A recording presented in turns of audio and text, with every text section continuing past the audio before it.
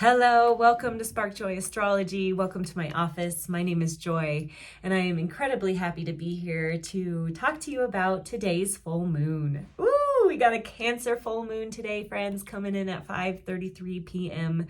Mountain Standard Time, exact at that moment when the sun in Cancer is exactly opposite the moon in Capricorn.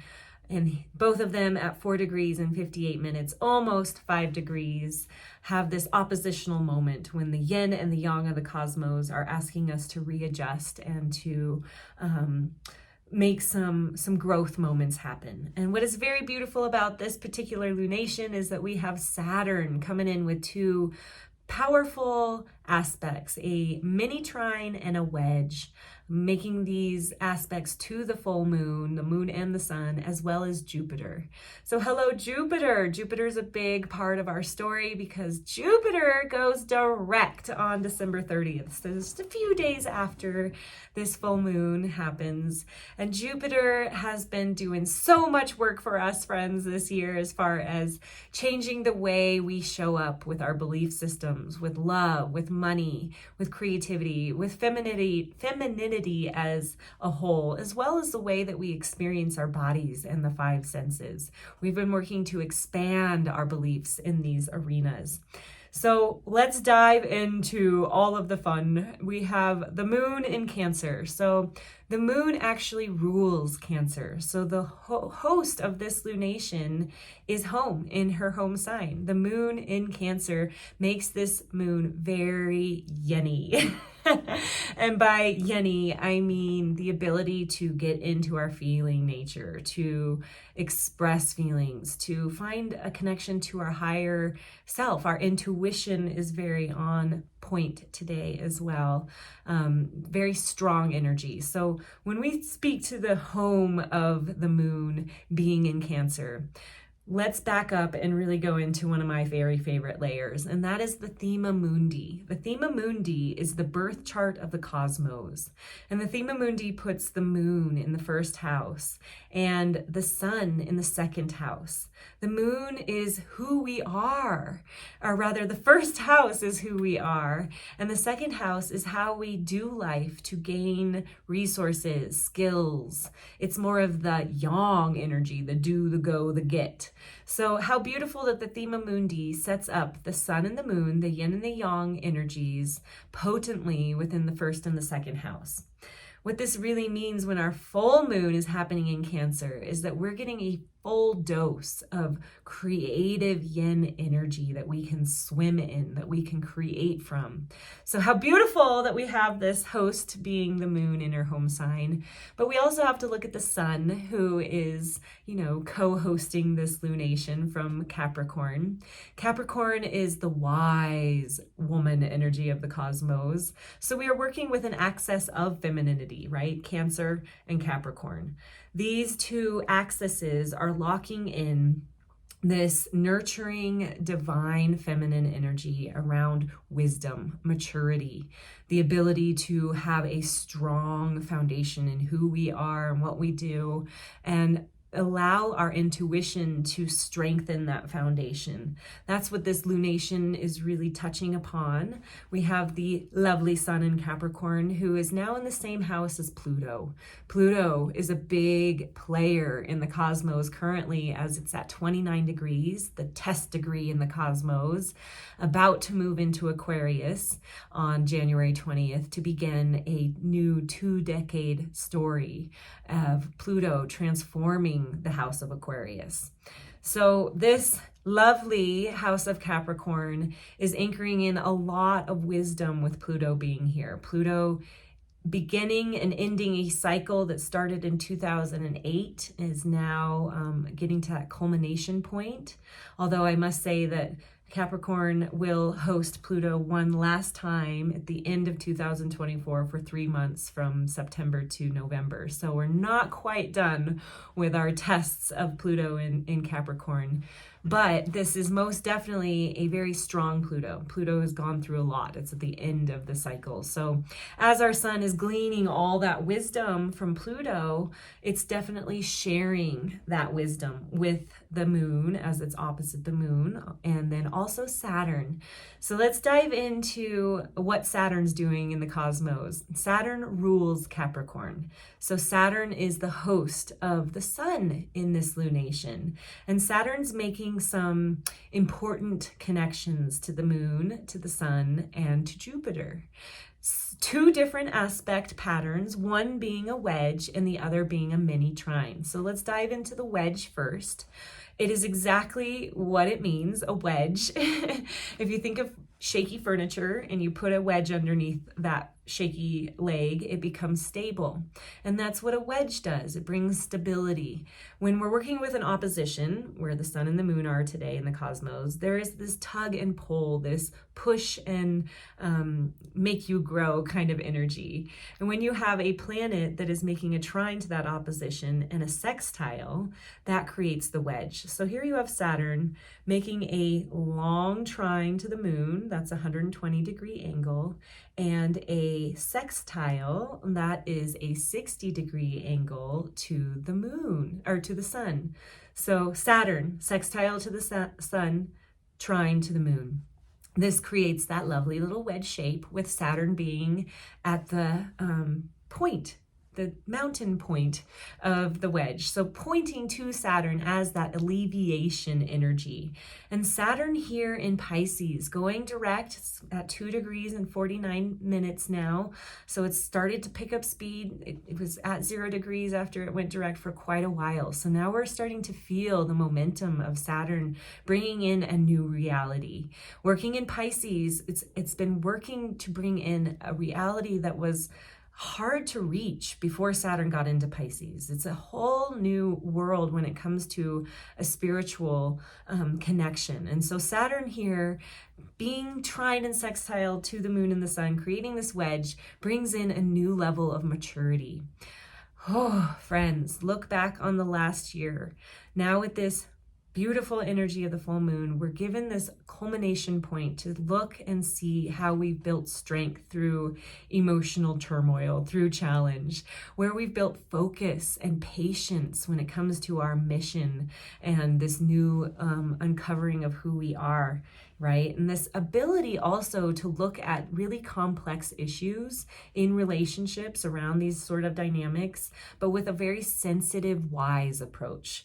That's what this wedge is asking us. So where in your life can you put on your gold star of maturity earning and really shine it on all that you've gone through and pat yourself on the back? That's this full moon, this last full moon of 2023 is asking you to look at, honor where you've matured, where you've built this emotional strength. Woo, so nice.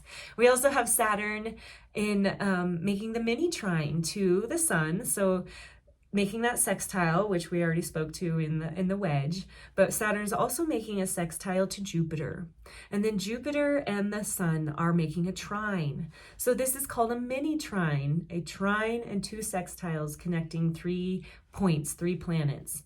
So Jupiter going retrograde is about to go direct on December 30th, ending a big cycle of revising, revisiting our beliefs around money and relationships, creativity, and the femininity at a whole, how that is really how we've grown, how we've expanded, how we've really pushed through boundaries and have a new reality because of it. So this mini trine is balancing our optimistic growth desires with where we actually are in reality. The limitations of who we are and what we are at this particular point feels in harmony with our expansive, progress focused on achievement self. So, friends, when December 30th hits and Jupiter goes direct, we are getting this forward momentum around our dreams, around what Saturn wants to build into reality through all this beautiful work that he did in retrograde motion. We had so many planets in retrograde motion at the same time during this year. Now, most of them are going direct. We just have Uranus, who is still going retrograde by the end of the year, but most of them are going direct. And that is also Chiron going direct on tomorrow or tonight at 8:10 p.m. is ending a cycle of looking at those deep inner wounds that we've had to revisit and heal. So Saturn giving us this optimistic yet realistic thumbs up that yes, like honor all that emotional maturity and strength that you've gleaned, and don't give up on your goals. This expansive quality of Jupiter is about to go direct, and if you've really honored yourself at this point for the work you've done, you're ready for that optimistic blow up. Oh, okay, so now we move out of the Saturn aspects and into Neptune. Neptune is co-present with Saturn in Pisces. Neptune, our spiritual planet of creativity, of femininity, the higher octave of love, is going direct in its own home of Pisces, so very able to connect to those ethereal realms. Is having a bit of a challenge with Mercury today, friends. This is the most challenging aspect of our lunation, and it is a square between Mercury. Mercury recently, as in like yesterday, went by retrograde motion back into Sagittarius. This is the house of expansion, of belief systems. It's ruled by Jupiter, so all those same qualities are part of Sagittarius as well. Mercury's not happy in Sagittarius because Mercury likes to get into the nitty-gritty details and, is kind of like bogged down by the expansive nature of being in the house of Sagittarius. What is beautiful, though, is that Mercury is right next to Mars. Mars is empowered and has the mental sharpness in tow when it's next to Mercury, the planet of communication. There's this enthusiasm to go forth, to charge, and conviction. And because Sagittarius is the beliefs house, we can have some serious conviction around our spiritual ideals. There's this mission-oriented feeling that can be happening. But what's challenging with the square to Neptune, Mercury's not quite sure how to put words to it, how to really communicate it. It's still nebulous. This idea of the spiritual realm feels foggy, feels confusing. So it's interesting that we have the mental sharpness of Mercury holding hands with Mars, yet it's squaring to Neptune, asking us to really maybe work through some challenge in our realms of communicating our dreams, our ideals, our visions that we want to bring forth in the world. But the energy is potent to have these conversations as well, right? Since it is being activated.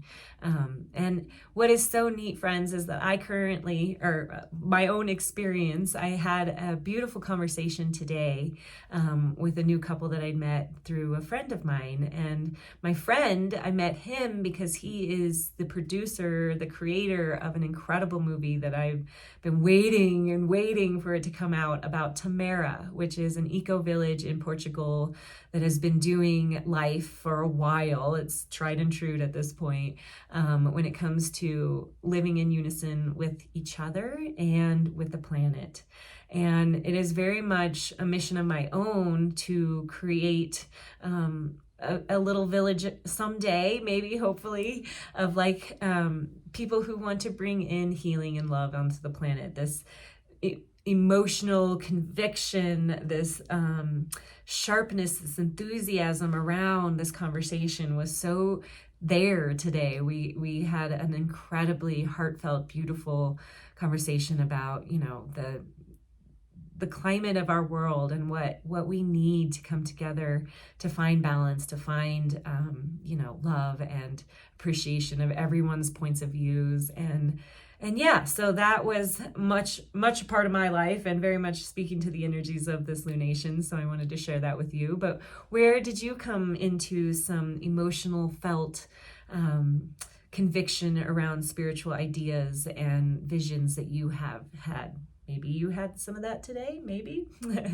All right, another beautiful aspect, though, that is happening to Neptune is a trine to Venus. Venus and Neptune are trining, and this is a beautiful way to daydream, friends. Neptune, the spiritual energy, Venus, the creative energy, can really help you to formulate this plan around whatever spiritual conviction that you're feeling driven towards. Daydreaming, envisioning that is a part of this, but also having like a romantic quality to the day. And actually this aspect was exact on Christmas, so yay for that. But Venus is in Scorpio, so going into deep feelings. So maybe expressing these deep feelings through art, through dancing, through painting, creativity, however you want to create. The energy is potent for it today. And this, like I said, was exact yesterday, but this brings a beautiful quality into relationships. All right, so yay for that. I last want to touch again on Chiron. Chiron going direct happens at 8:10 p.m. Mountain Daylight Time this evening. Chiron went retrograde on July 23rd at 19 degrees and is going direct today at 15 degrees. So it doesn't move too much. And Chiron is the wounded healer, the friend that goes deep into the parts of us that we don't really love looking at. But when a retrograde happens, friends, you're guaranteed to be revisiting and revising wounds and pain, things that have brought you, disheartened feelings in your life. So Chiron here in the house of Aries. This has us looking at our egos, friends. This has us looking at those parts of us that react to things. Chiron moved into Aries in 2018 and will be here until 2027. Chiron has been joined by the North Node. So North Node is the point of destiny and purpose. Collectively, we've been told by the cosmos to work on our egos, to come into a state of we versus me. And this is really coming to a head in 2024 when the North Node will conjoin Chiron and really ask us to look at our healing as a collective when it comes to our egos, when it comes to war. Aries represents war because, Aries was the god of war, and Mars being home here very much is, tied to this house of Aries. So Mars holding hands with Mercury, making this convicted connection to the nebulous world of spirituality. How do we bring in this healed me, not needing to make it all about me, but actually letting it see it's about us and a we and a global population.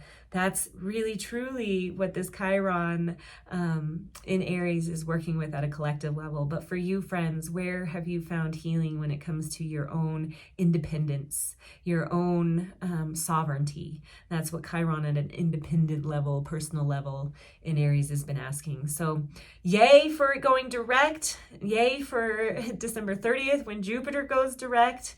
There is some forward momentum towards those dreams, towards those values that have shifted and changed. We are bringing in a whole new template of how to do relationships with these big cycles coming to an end.